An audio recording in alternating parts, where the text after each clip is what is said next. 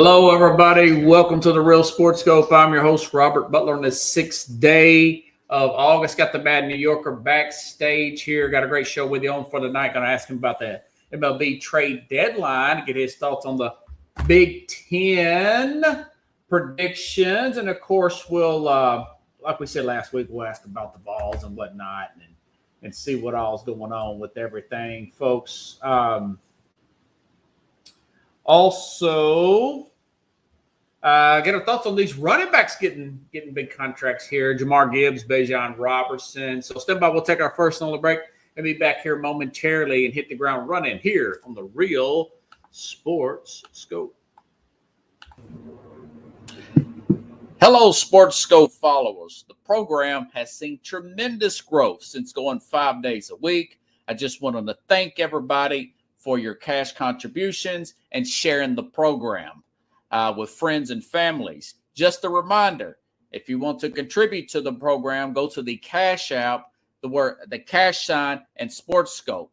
There are other ways to contribute to the program listed at the bottom of the screen. If you want to advertise on the program, go to Sports, that is Sports with an S, another S, Scope, SKOPE, at gmail.com, just like it's listed at the bottom of the screen.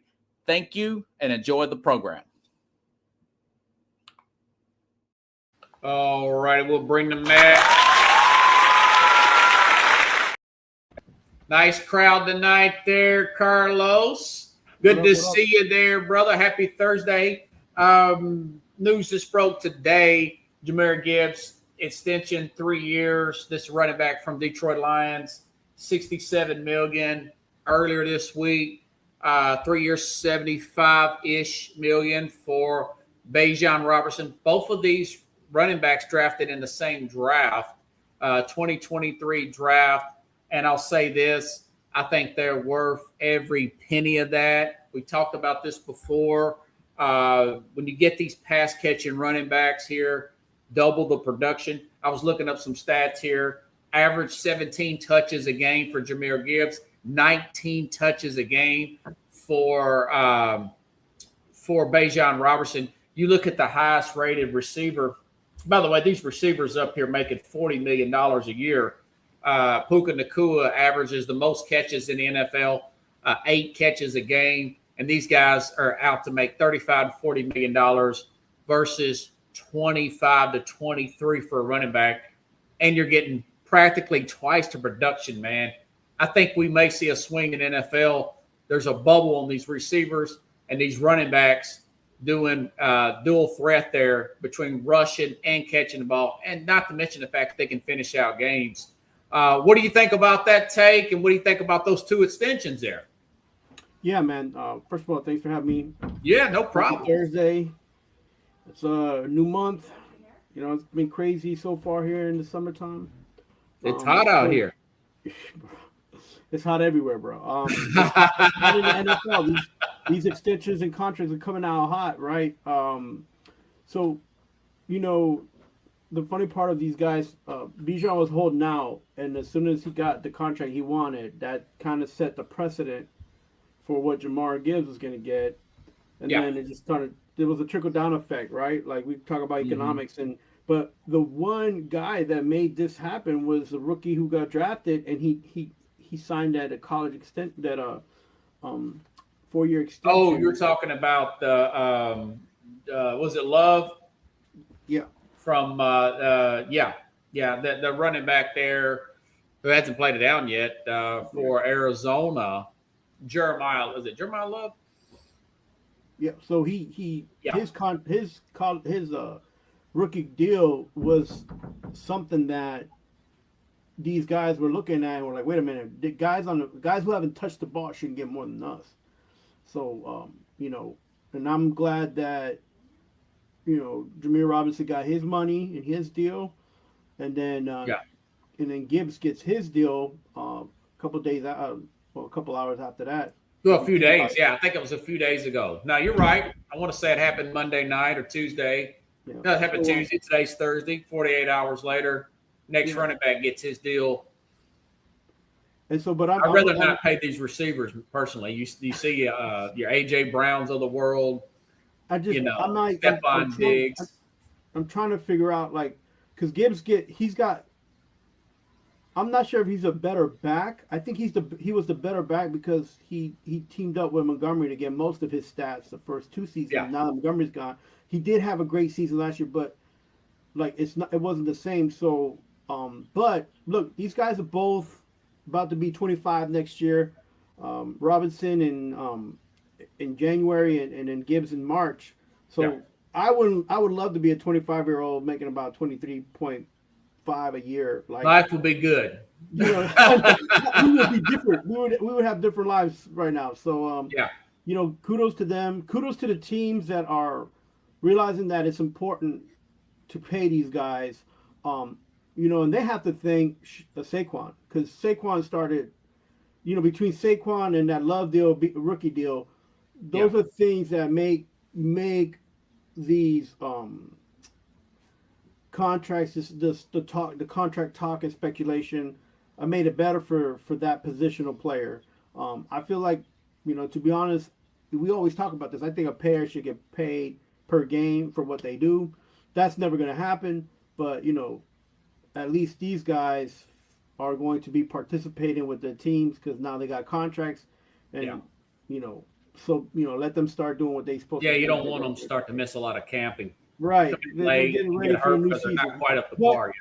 I will. This would be my undernote, if any, and I don't try to be a negative Nelly or, you know, Sappy Sally, but when you sign that contract, usually that season, it doesn't turn out to be the best season after signing the contract, right? So you gotta be careful.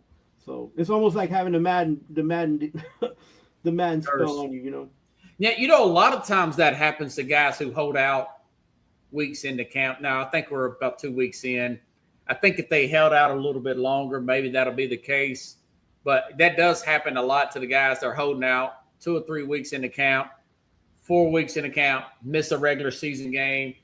They come in, they're not quite up to shape. They get a hamstring injury. It nags all year. And there's some fantasy players out here just totally just decimated by that injury. Okay. But, you know, the other part of that is you look at these receivers. You know, I was looking at the highest paid receivers. Jahmyr Gibbs, $40 million. Drake London, $35 million. You know, Zay Flowers, Drake London, $35 million on the same team as $25 million Bijan Robertson there. Do you think that we're going to get to a point there? And I mentioned it with the receiver there out of Jackson Smith-Njigba out of Seattle a few months ago. I would try to move off him and try to get a big package for him. Do you think that there's going to be a team bold enough to move off a big-time wide receiver when they come into their prime for that first contract and just try to roll the dice with the running back? Yeah, the way it's looking, it all depends on the team dynamic, right? So you mentioned Njigba for Seattle. He's the man. Like, you know, they moved on from a running back. They're not going to move on from a wide receiver now. So that's a different dynamic in Seattle.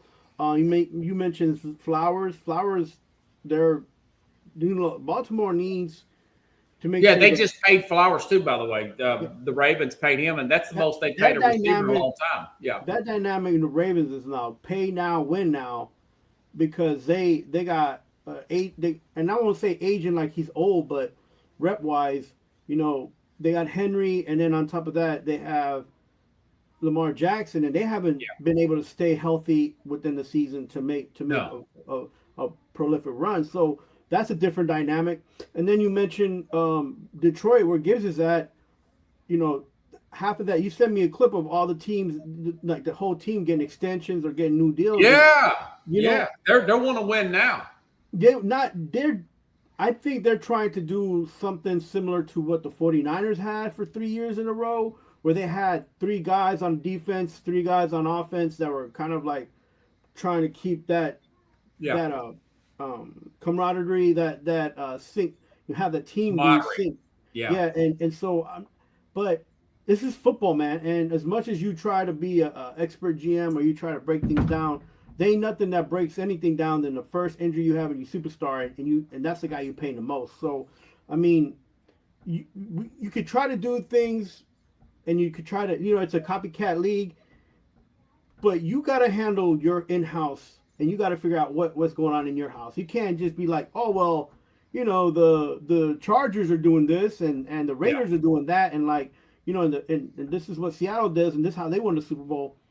You gotta be in your house. You gotta know what's going on, and you gotta be able to make things work.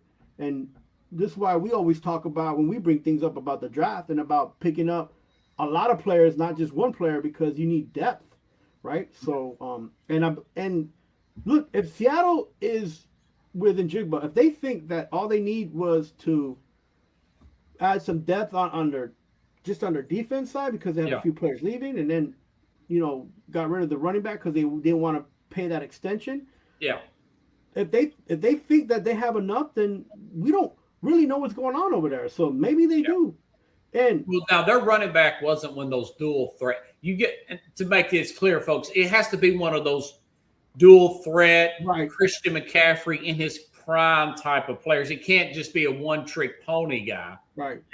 Like he was. He's more of a power running back there. Right. He's uphill running runner. back that went to Kansas City up the lane. Yeah, he's an uphill runner, and he was dependent on the O-line. He's dependent on the O-line making holes for him. He's dependent on having a smart quarterback.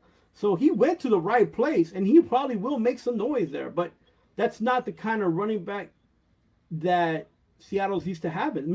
You got to understand, Seattle, they have this mentality where they need 2 or 3 running backs. They like to switch it up. They like to play that power football game. Yeah, so, But everything in all these players and all these signings, it just depends on the dynamic of each and every one of those teams. And if some of these guys are trying to do a copycat of what Seattle's done to win, or what what the Chiefs have done to win, they really, it's really difficult because you have to look in house and what you have.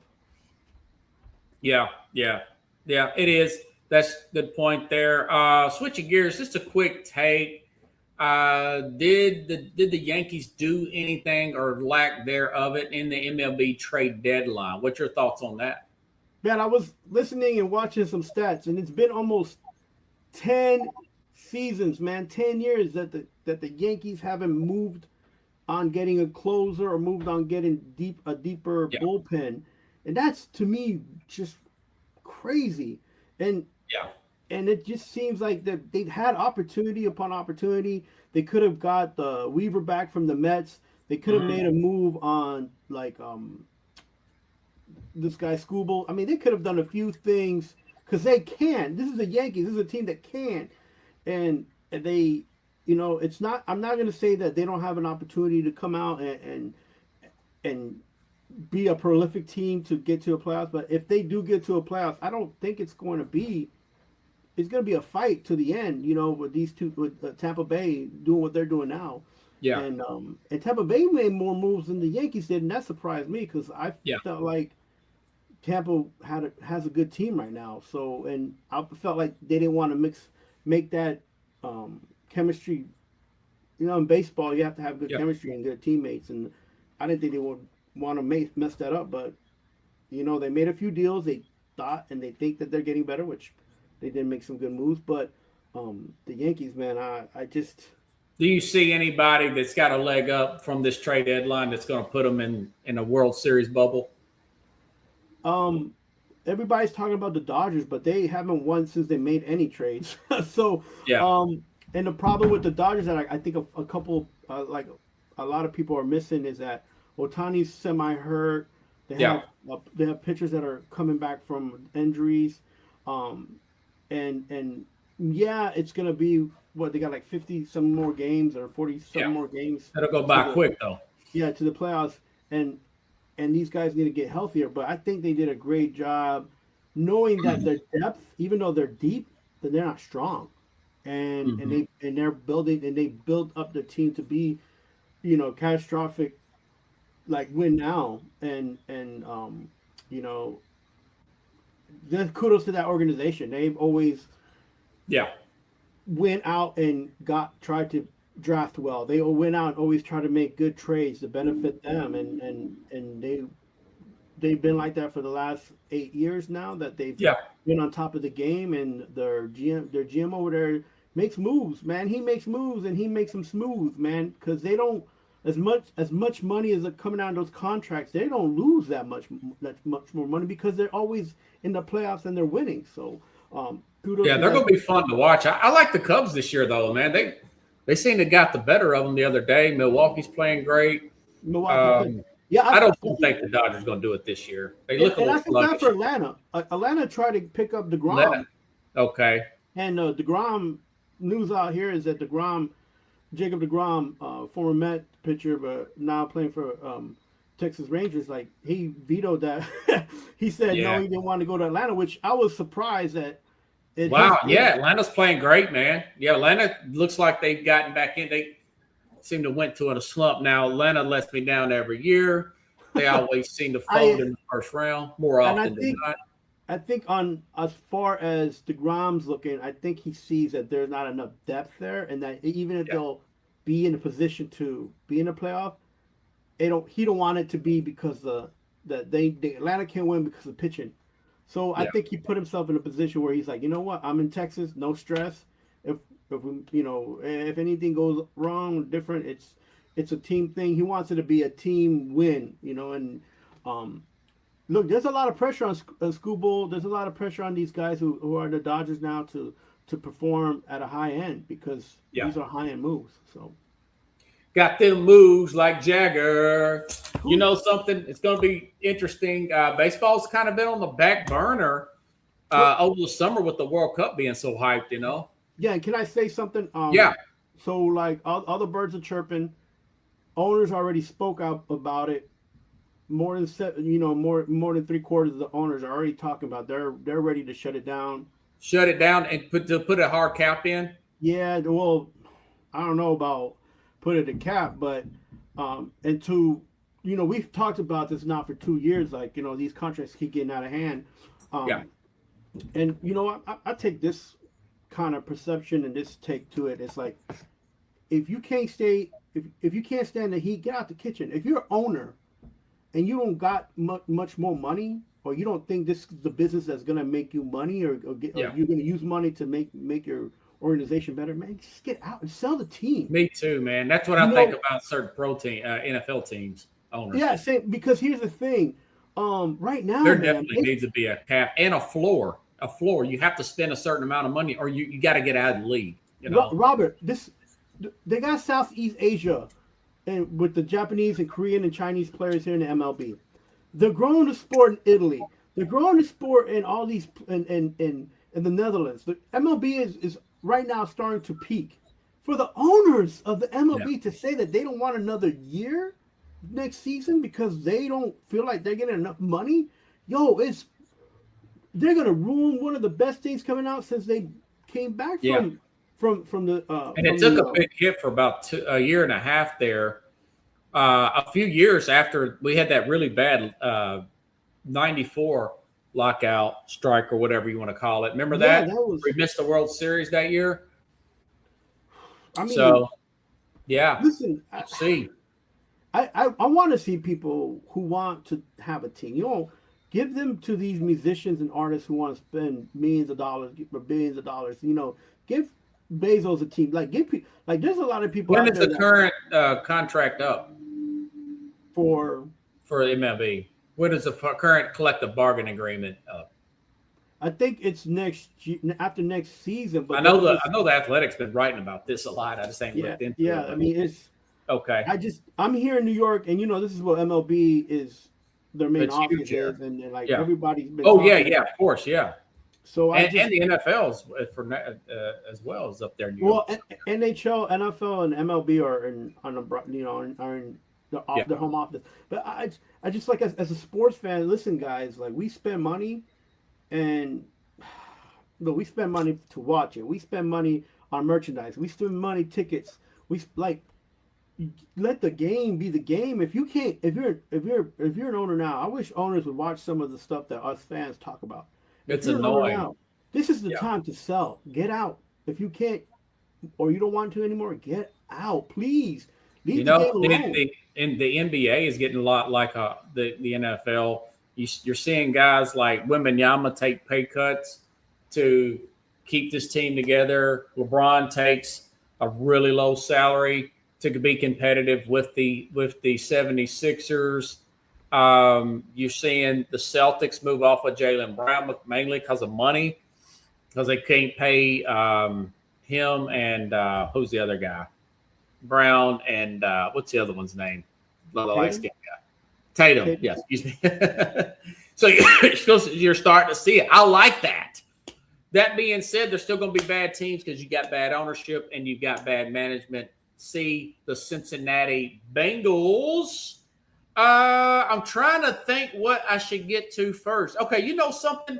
I talked to Big Ten on Monday.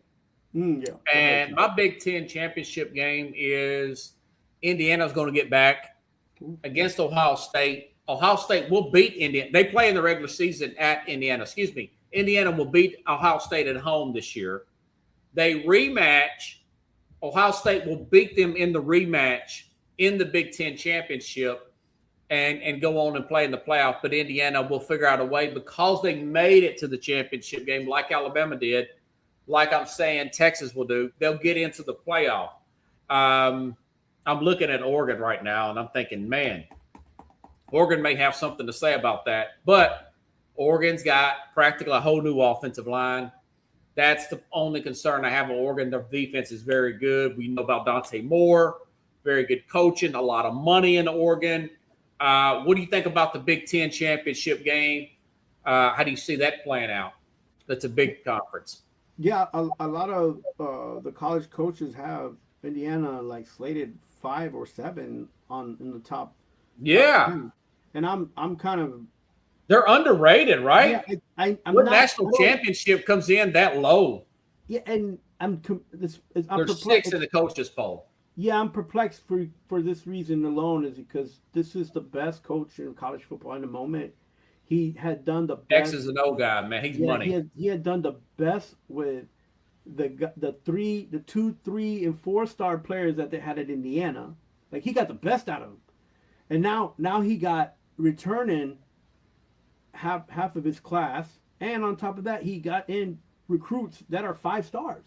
So yeah, I mean, yeah, you lose your quarterback, but they have an experienced quarterback from TCU coming in. I mean, you know, here's my question about this quarterback. Do a lot of coaches think that he's that much of a drop off from Fernandez that they got this guy, and they don't think that he'll be able to be as competitive? That's a good question. You know, because all the coaches got to look at this guy from TCU before he went to Indiana. Like, all of them got to, and all of them got to bait him to come to their school. But is he that far much of a drop as a college quarterback that they don't think that he'll be able to help Indiana be successful? And Indiana has a favorable schedule.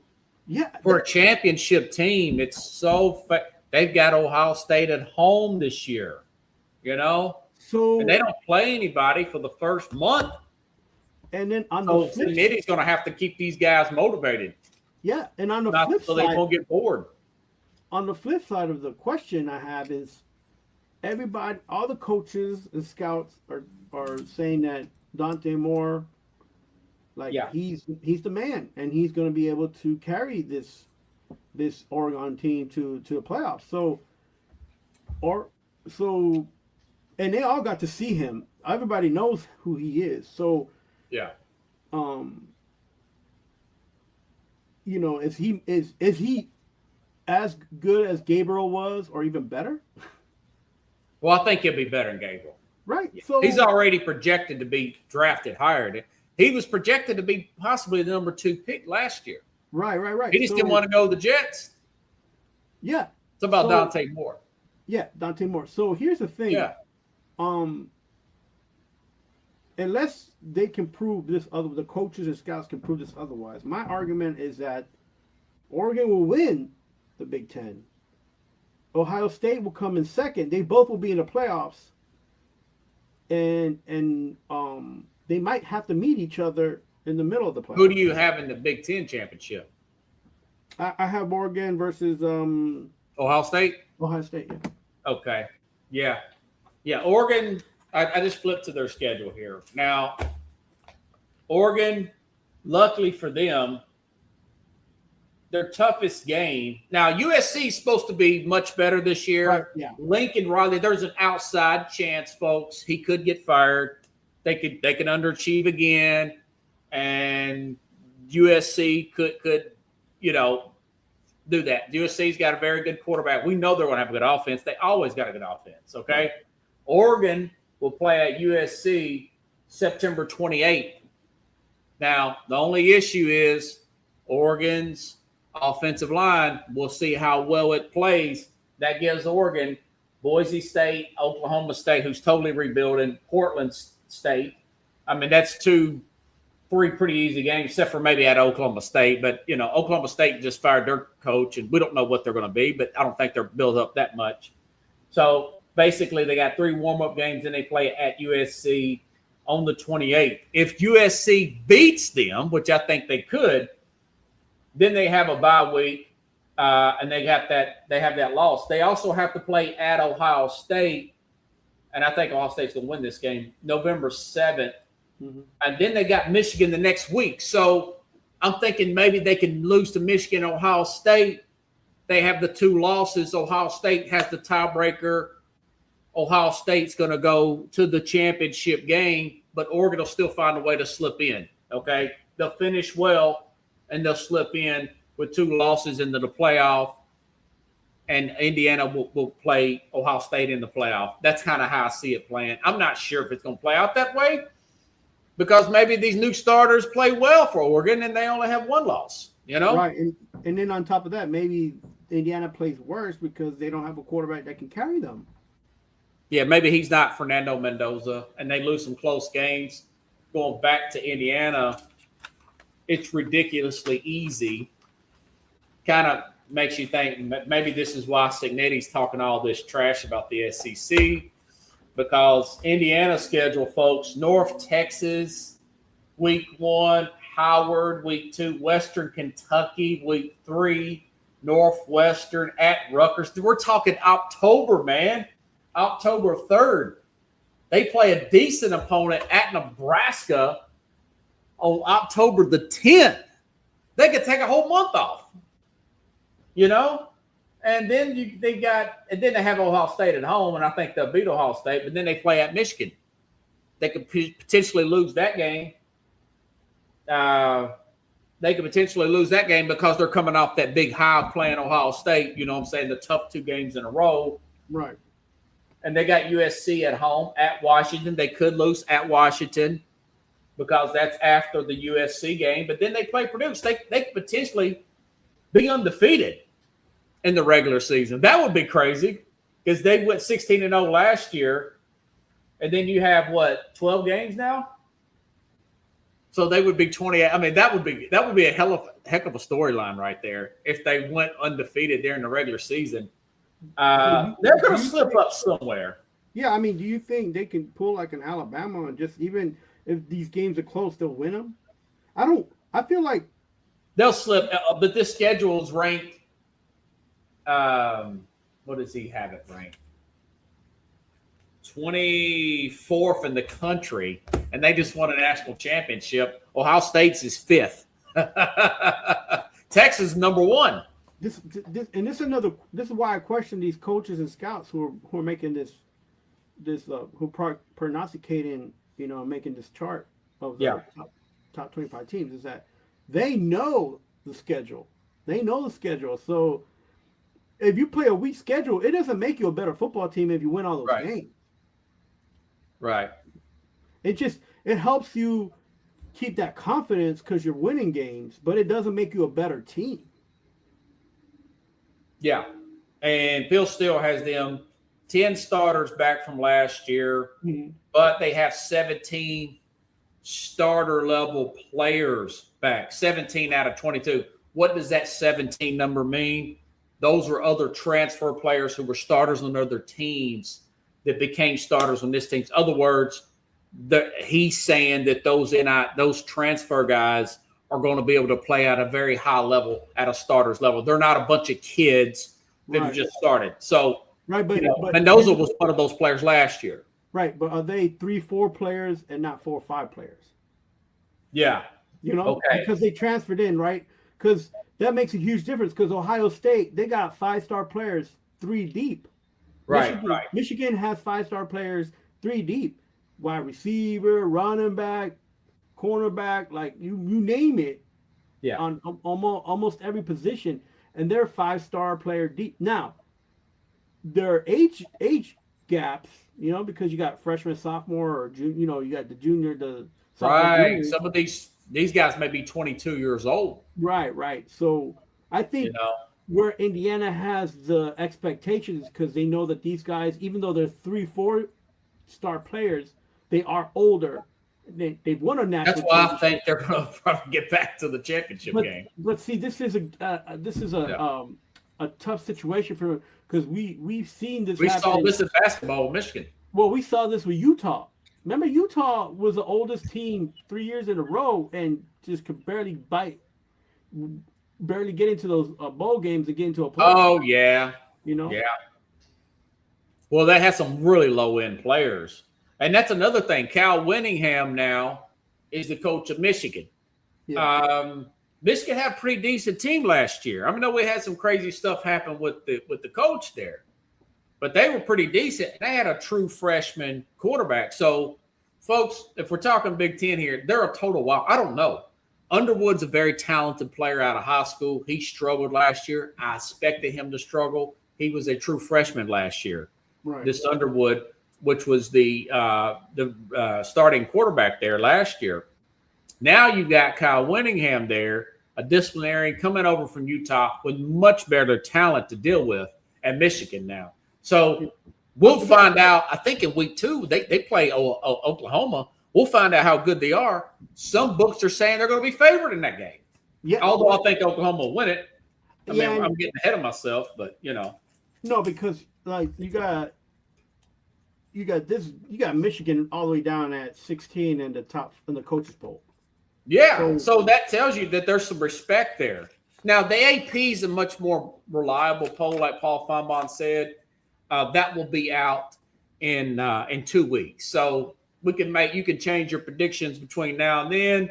Right. And of course, we'll do that show. We'll do the playoff show, of course, and pick a national championship. Well, you still got to talk Notre Dame at some point, Listen, they're coming in with a lot of hype. I'm already telling you that right now from what I'm hearing. How about this? Like, if you look at the picture you sent me, yeah, we'll go off of the information that we were going to discuss today, and we're talking about.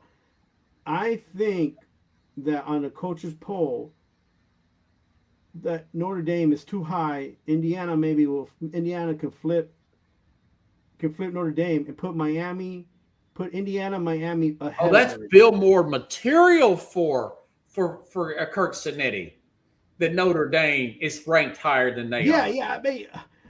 And I'm not saying that they don't have a good program, man. I'm just saying they had the best opportunities on national TV to do things and were unable to seal the deal last year. They lost to A&M and they lost to Miami last year. And look, and they lost to 2 teams that they're ranked ahead of this year on the coaches poll.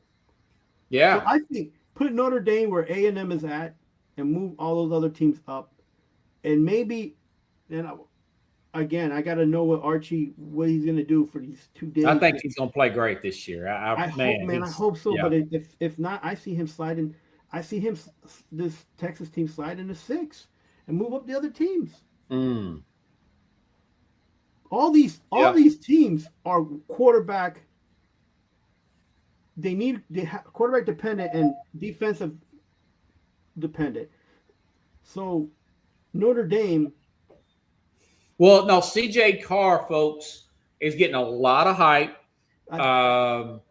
He's the grandson of Lloyd Carr, national championship coach of Michigan back in '97. Charles Woodson, that's his grandson there. I want to say he had like 24 touchdowns, 6 interceptions. He supposedly had this great offseason. They got a lot of players back on defense. They're supposed to be national championship. I mean, Colin Coward's picking them to play for the championship this year. Yeah. There's some hype on the quarterback, maybe a pretty high draft pick next year as well. So, it's a lot coming on for Notre Dame. I guess I can look up their schedule now that we're talking about them. I can see Notre Dame's quarterback be drafted in the top 5, but I can't see that quarterback bringing them to a national championship. Is that fair to say? Well, I have to look and see. I have not broken them down. Because the quarterback play. They always seem to catch a break every year on the schedule, man. That's why they need to get in the conference. This quarterback play he could be awesome, but if their defense slacks, like they did last year against A&M, and gave them that opportunity. That was a good game last year. A&M beat them at the very end. I mean, listen, you can't blame quarterbacks for losing games if the defense is not being balancing your team. Notre Dame's like out in the middle of nowhere, as far as like this book is concerned, because they're not in a conference. Because they're not in a conference, right? Yeah, 206.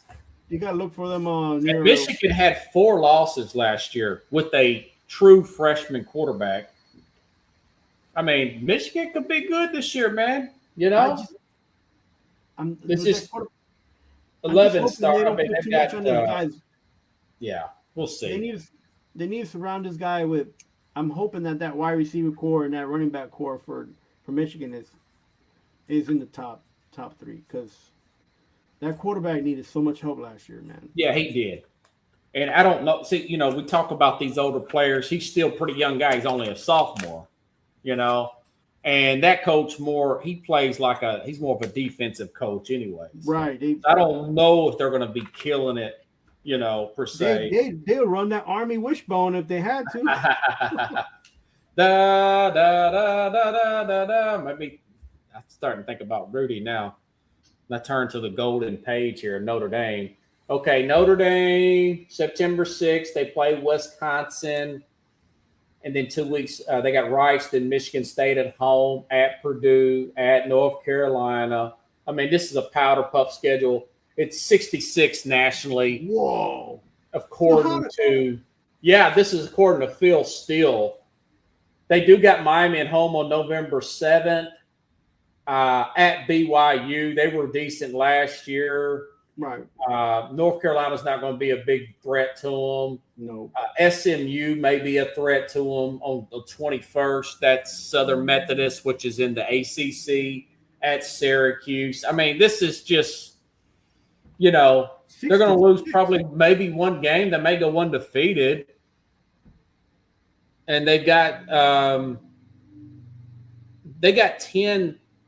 9 starters back from last year on defense. So listen, like this coach's poll, like there's something these coaches and these scouts got that we don't got, because if Notre Dame got a 66 ranked schedule, they ranking them at number 5 on the chart that you gave me, the coaches poll, and then you have Indiana that has would you say 24th in the nation? Yeah, it's a lot more difficult. They got to play Ohio State. Yeah, like they got this all tip top, and they got to know something. They have to know something, right? Yeah, I guess I do like this coach, but they do have a tendency to lose to teams they're not supposed to. I'm not a Notre Dame fan, but I'll tell you what, some games I'm like, all right, you're gonna take this because they're up 14-0, and all of a sudden you go get some nachos, take a break, or put something in the washing machine, come back, and they already tie game. Yeah. Like we saw the A&M game, we thought the A&M was going to lose in the first half. We're like, oh no, they look terrible. That was a good game, man. But they beat A&M the year before that at A&M. So that, Notre Dame, Marcus Freeman, he's in his 5th year. I mean, the NFL's coming after him. He's played in the national championship game. He finally beat Georgia. Notre Dame couldn't beat Georgia before. They did lose Jeremiah Love, but they've got so many players. They've got 7 starters back from last year on offense. They've got 9 defensive guys. One starter levels. Basically, they got 10 defensive players out of 11 back on defense. They got one good transfer there, and he's recruited well. And then they play this powder puff schedule. No wonder teams are crying about Notre Dame. How about this? We'll put the focus on Notre Dame. We'll talk about them first when we do the college show. Yeah. No, you brought up Notre Dame. It had me thinking about them because a lot of people's hyped on them.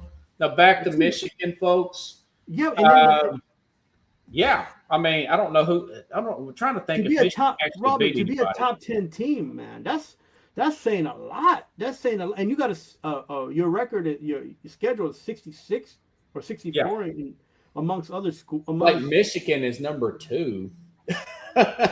They got to play Oklahoma week 2. They got to play Kent State, Ohio. Of course, they play Ohio State at Oregon. You know, that's why I think Michigan's going to come up short. Look. How about this? Indiana. Okay, out of this poll, what I'm not digging is that they have Alabama over Michigan, and then Alabama will probably be starting a true freshman as well. So yeah, and then check this out, and then they have the audacity to say that the SEC is no longer the powerhouse conference. So if it's no longer the powerhouse conference, why you still got Michigan down at 16 and Alabama at 11? Well, because Alabama's had some really good recruits. Oh, by the way, BYU. Now, I will say this: BYU is 15th. So coaches poll saying they do play Notre Dame. So Notre Dame's got Miami, BYU, and SMU. Everybody else is powder puff. You know, this gonna be Notre Dame should go to the SEC or Big Ten. Yeah, no more. We don't need them in the No, SEC is hard enough. There's too many bruises. I feel like they were the way that they are where they're located, the way the team is, they would fit better in an ACC or a Big Ten. Yeah, probably ACC. It would really help the ACC. Yeah. That would be nice.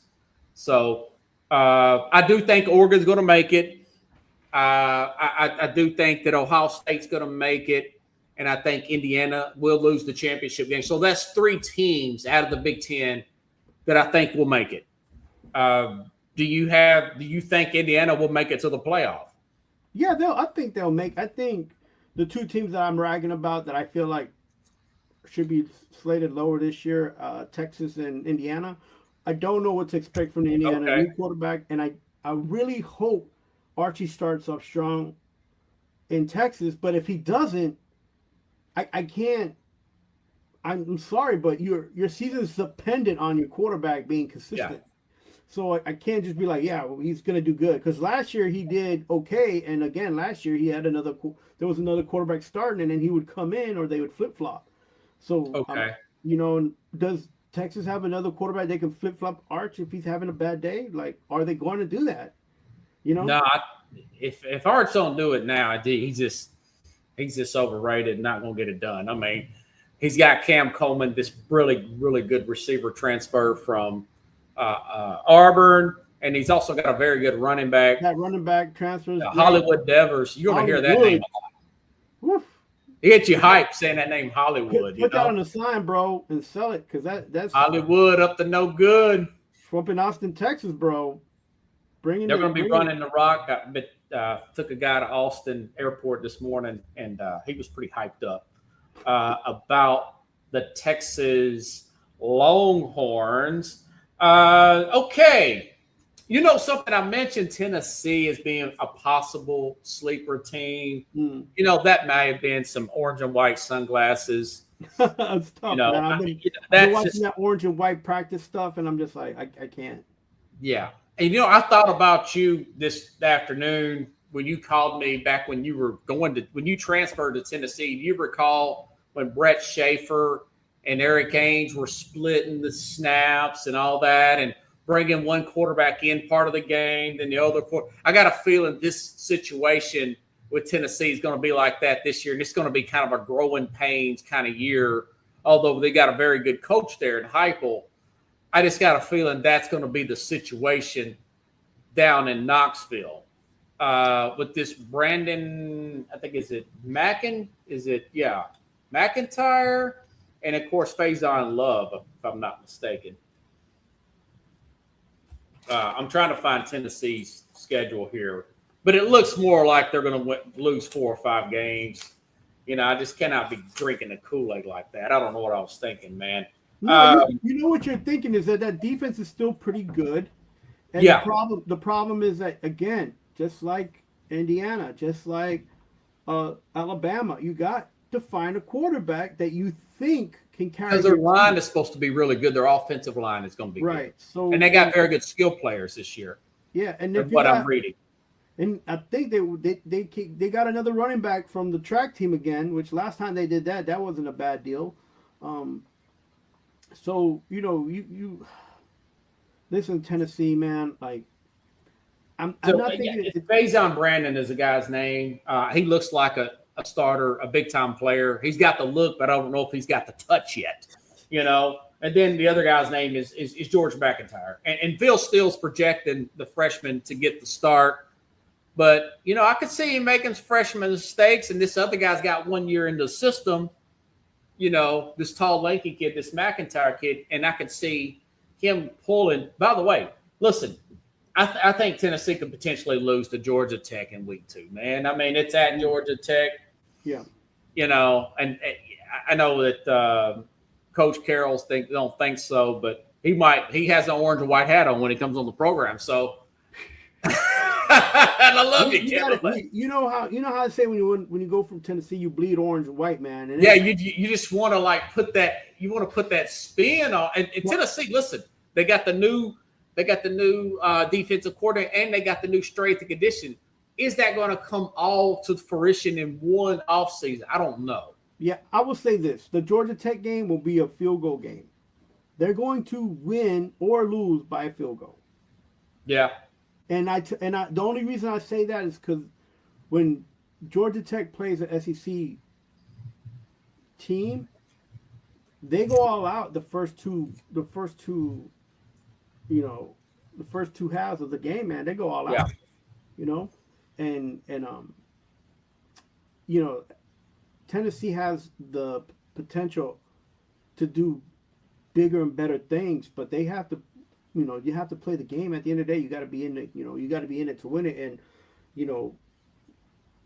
I think that game is critical for them to build a confidence and move up from that game. If they lose that game, you're right. They're going to lose 4 or 5 games, man. It's going to be a Brett Schaefer, Eric Ainge run around, do play crazy. Again, that was the same year that Auburn had Cadillac Williams and this guy Trent Campbell, Ronnie Brown, Cadillac, and Campbell. So and remember, Tennessee was fighting like nobody's business to get Sam Levitt, who went to LSU. They were trying to get the guy that played last year to stay over.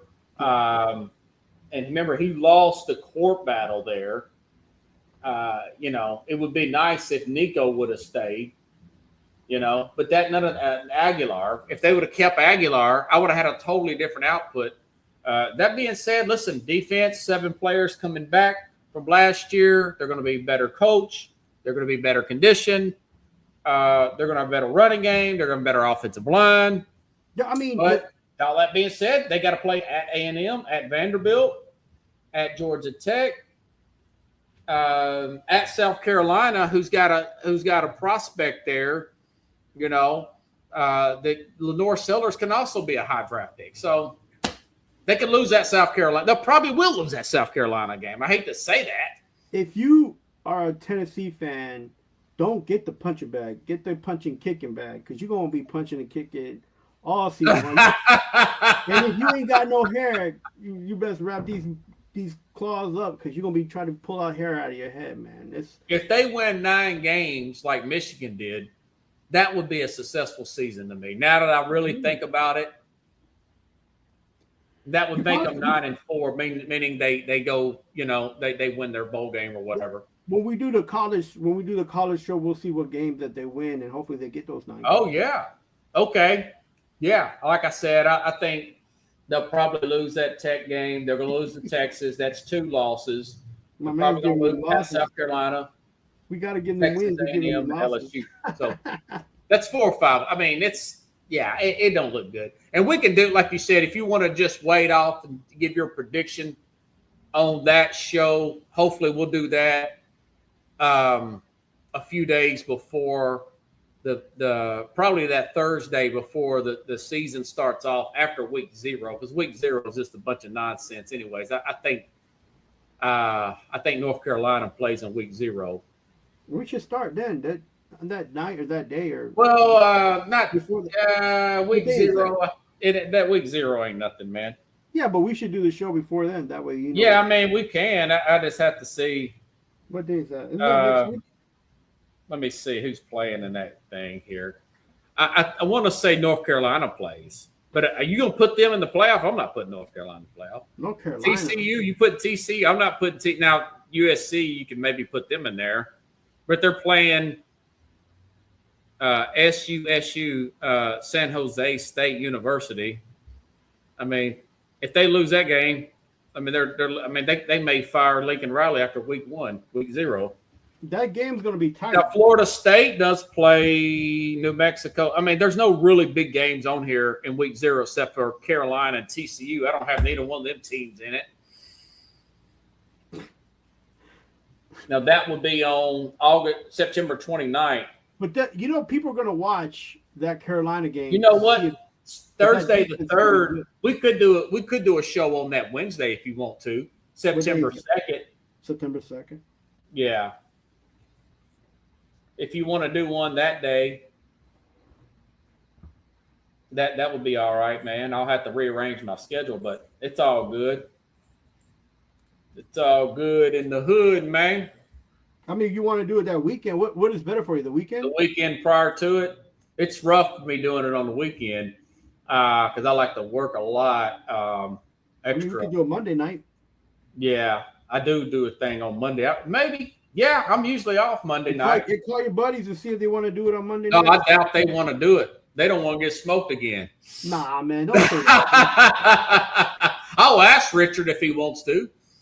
If they want to do a show on Monday night, if he wants to do that. But definitely me and you can do one. We'll record one. And I've kind of got a good idea where I want to go with this thing. I haven't looked at the Big 12, but I don't have a lot of faith in the Big 12. I think it's Big 10, a couple ACC teams in the SEC, and I'll have to study. And, of course, Notre Dame's probably going to get in there, 66 ranked schedule with all those players coming back. Can you imagine they lose one game and they'll probably get in? But if they lose 2 games out of that schedule, if they lose to SMU and Miami, they do not deserve to.